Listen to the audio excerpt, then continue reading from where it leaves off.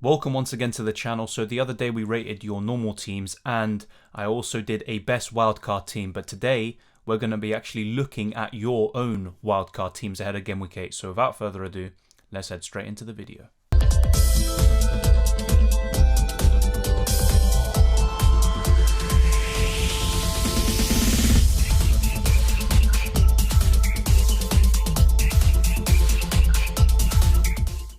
So this team has been sent in by Atif and I like the team a lot and it's very similar to my wildcard team. That's probably why I do like it. But one thing that is different is having two rotating goalkeepers, Raya and Ramsdale, which is something that a few viewers have pointed out in previous videos and live streams. And I think it is a good strategy. They are the two best goalkeepers you can get. And I think in the long term, they rotate pretty well in terms of how the fixtures kind of land for each of those teams. So between game weeks 10 and 12, Brentford has some very good fixtures, whereas Arsenal have a few difficult ones on the horizon. So I think that's actually a really good goalkeeper combination. If I had to go for two goalkeepers, I'd probably go for the same duo. And then as for the defence, a bit different here. You've got Kyle Walker instead of the usual Diaz, for example, or Trent Alexander-Arnold, who is apparently fit ahead of Game Week 8 and he's back in training. So let's see how that develops. But if that is the case, then I assume a lot of people will be changing their teams a bit to try to accommodate Trent Alexander-Arnold. And I might be one of those people. I like that double Chelsea defence and even the City one, although I might prefer Laporte or Diaz over Walker, but of course Diaz is significantly more expensive than Kyle Walker. Livramento as your fifth choice defender is fine. Him or Duffy would suffice. I think they're the two best you can go for. Same with Ben White, but Livramento is a really good choice. Looking at your midfield, you've got Mbeumo, so you're covering Brentford attack there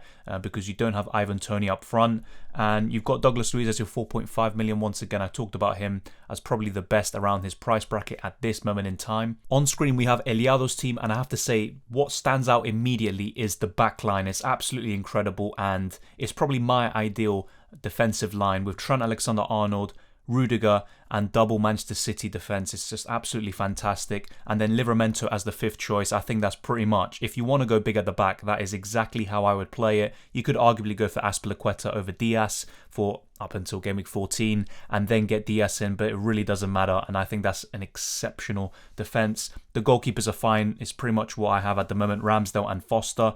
And assuming Ramsdale can maintain his place, which he should, I think that's absolutely fine. The midfield also really solid. I like Rafinha and Mbeumo. Salah, of course, is a no-brainer, not in discussion.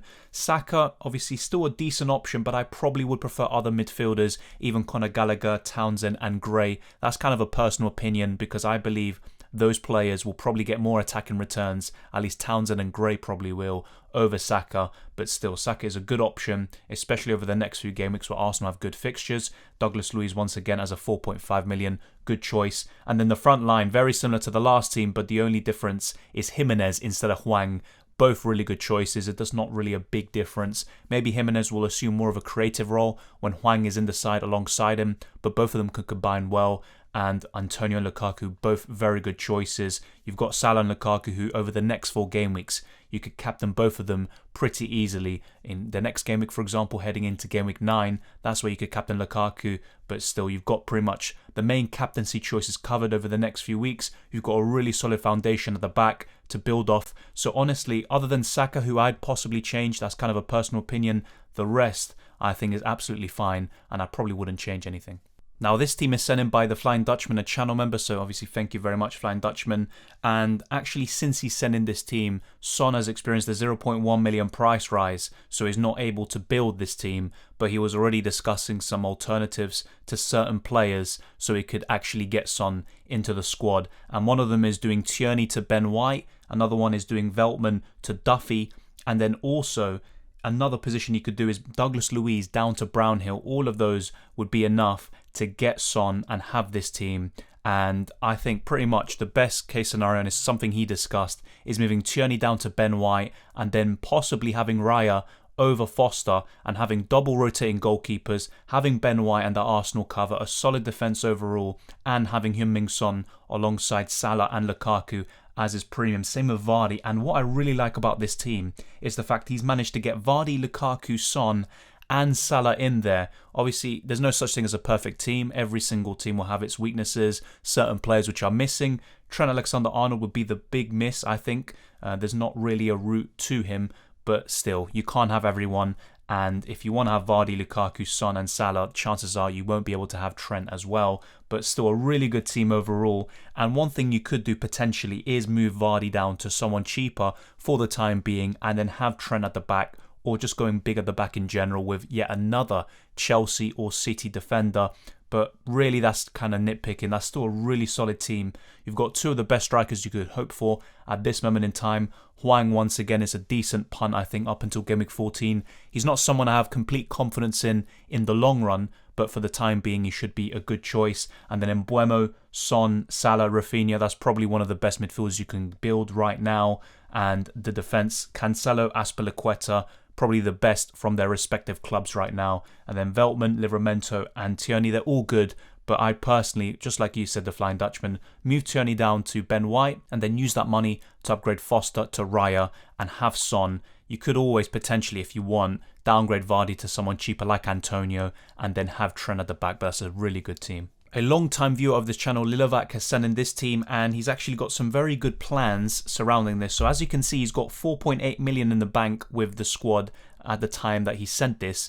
And what he could do with that money is move cash on to Trent Alexander-Arnold. He could move potentially one of the Chelsea defenders, and he was thinking of Azpilicueta, out for Reece James, and then Grealish or Foden for Townsend, and Mbeumo in for Smith Rowe. And I have to say, I agree with all of them, but potentially you don't have to get Reece James in for Azpilicueta, but the rest, I have to say, are very good moves. I would prefer Mbeumo over Smith Rowe, Trent Alexander-Arnold over Matty Cash, but I would say that Cash is actually an interesting option, and with Villa's better fixture swing now, I think he could be actually a really good choice. And Aston Villa are looking good, although obviously they did lose to Spurs in Game Week 7, but still I think he's actually probably the best defender you could go for from Aston Villa in terms of value.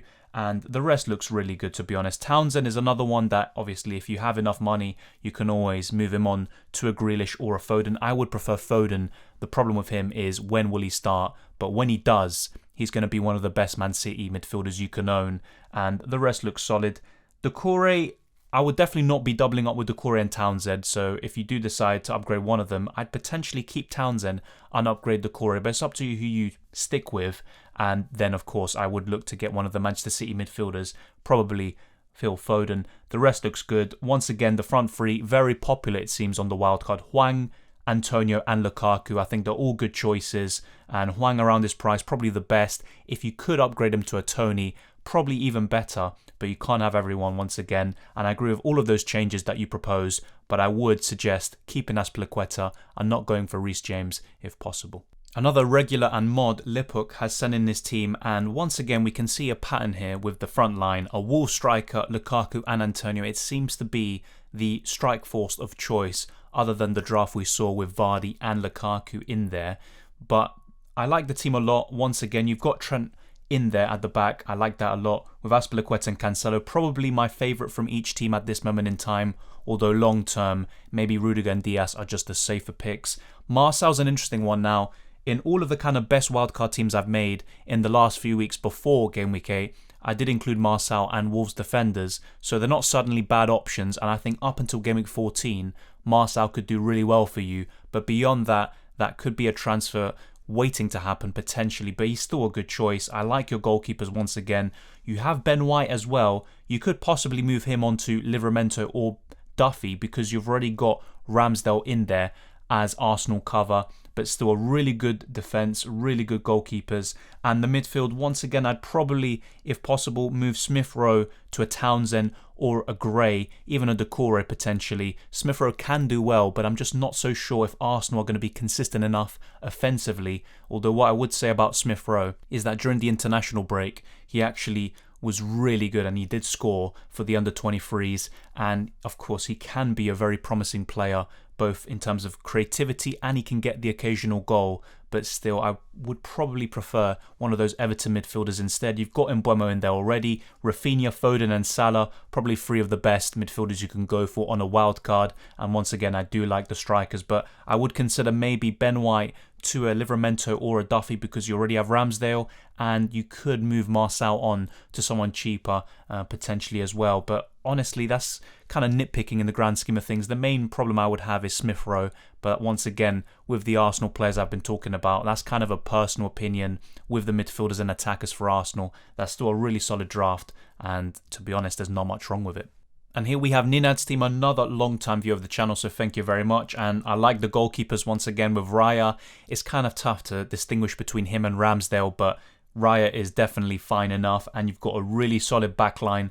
Christensen is not going to play every single game, but at his price, he won't be coming on for 1-pointers most of the time, and he'll either play or not play at all, which gives a chance for Livramento or anyone on your bench to come on and make a difference. So I think that's still a good choice. Diaz, Rudiger and Cancelo, no complaints about them, and all three are just exceptional players to have. And then the midfield, those three that you have that I was talking about in the previous drafts as well, Salah, Rafinha and Foden, three of the best you can go for. And Gallagher is still a good choice despite his kind of, I'd say, regression in terms of the underlying numbers and actual output, but he's still a good choice around that price. I'd still prefer him actually over Saka and Smith Rowe, and he's got some good fixtures to boot. And Livramento, great choice as your fifth defender. And then Mbeumo, you've got him ready for game weeks 10 to 12. And with Armstrong, I honestly would prefer Hwang or Tony, but I can see why you haven't gone for one of them, because you've already got Jimenez and Mbeumo to cover Wolves and Brentford respectively, so you don't have to have them. And Armstrong has the fixtures, and with Ward-Prowse suspended for 2 games, Armstrong should be on penalties. He took them for Blackburn Rovers. So overall, it's a really solid draft. I would personally prefer having, for example, Armstrong out for a Hwang or a Tony, even if it means doubling up. I would rather probably go for Tony. And other than that, Christensen, you could potentially move to a Ben White and get even more money that way. And there is no real clear route to Trent, but still, a really solid draft. Not much wrong with it, just like with pretty much all of the teams we've discussed. And the midfield especially, and those 3 defenders at the back, Diaz, Rudiger and Cancelo, is looking really solid. We have Ninja Golati's team, and this is actually slightly different. So Tomiyasu's someone that we haven't really seen before in these drafts, and we've got Lukaku Hwang, once again kind of typical, but we've got Tony in there, which is surprising. I thought more teams would include Ivan Toney, but the 2 goalkeepers you have, Sanchez and Ramsdale, that's an interesting goalkeeper combination. Most will be going for Ramsdale and Raya, but Sanchez is perfectly fine, and there's no need to get Duffy or Veltman in at the back because of that. And you've got Livramento in there to cover Southampton. I think that's actually probably a really smart move, and you kind of cover all bases there. Rudiger and Azpilicueta, really good defensive duo, and Diaz. No clear route to Trent, but once again, you know, it's difficult to have Trent, have a balanced team overall, and all these kind of premiums and really expensive players like Son, Lukaku and Salah, and just, you know, be really happy with the whole squad, but still really good backline. Tomiyasu's an interesting one. I would probably not go for him when you already have Ramsdale, and Ben White is arguably going to get more bonus points than Tomiyasu, and he's 0.1 million cheaper.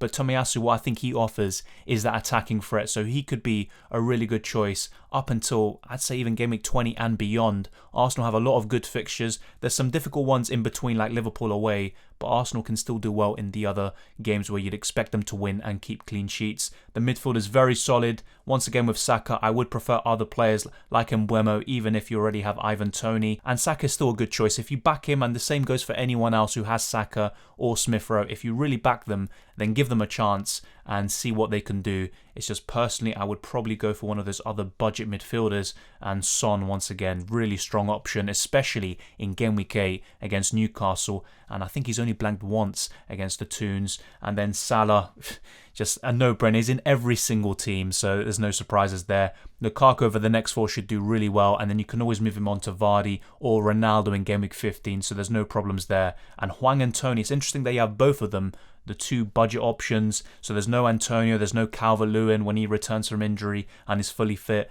No Bamford, who is still an injury doubt. But once again, you know, it's still a good team overall. I would probably prefer having one of those kind of mid-price forwards like Calvert-Lewin or Antonio over Hwang or Tony, but that would require downgrades elsewhere. And it's still a really good team overall. And one thing that I would kind of say that's a big problem, or which could be a big problem in certain game weeks, is having too much depth, because you could feasibly play any single one of these options, and there's nothing wrong with having good squad depth. But because you have 5 midfielders and 3 attackers who could all play, it's going to be really difficult to find the game weeks and determine which player you're going to bench for each game week, because you could base it off form, you could base it off fixtures, but sometimes you're ultimately going to get it wrong. So you could arguably downgrade one of your midfielders to a 4.5 million like Douglas Luiz, and then use that money to upgrade one of your strikers to an Antonio. That's what I would think of doing, but still, really good team overall, and I would just kind of reconsider having too many options that are really good and that you'd struggle to bench. Here we have Thomas's team, another long-time viewer, so obviously appreciate all these long-time viewers who are still coming in, and the goalkeepers, really happy with that. The defence, you've got Trent, Rudiger and Cancelo, so one of each of the 3 best defences, I'd say, in the league. So that's pretty fine. Livramento's in there. Williams, and obviously there's Manquillo at 4 million, but I would rather have Duffy if possible, and you'd cover Brighton defence. So if you have any money in the bank, I would definitely upgrade Williams to Duffy. The midfield is looking good. I would rather have Foden over Grealish, but Rafinha and Salah definitely fine. Gallagher's a good choice. If you had to ask me who would you prefer out of Gallagher, Mbeumo, and an Everton midfielder like Townsend or Gray, I'd probably go for one of the Everton midfielders or Mbeumo, especially because you don't have Tony up front. But that front 3 is looking really solid. There's nothing to complain about there. But if you do want to have more money invested into your midfield, or you need money somewhere, you could arguably downgrade one of Jimenez or Antonio to Tony or Hwang, and then that will give you enough money to upgrade the rest of your squad.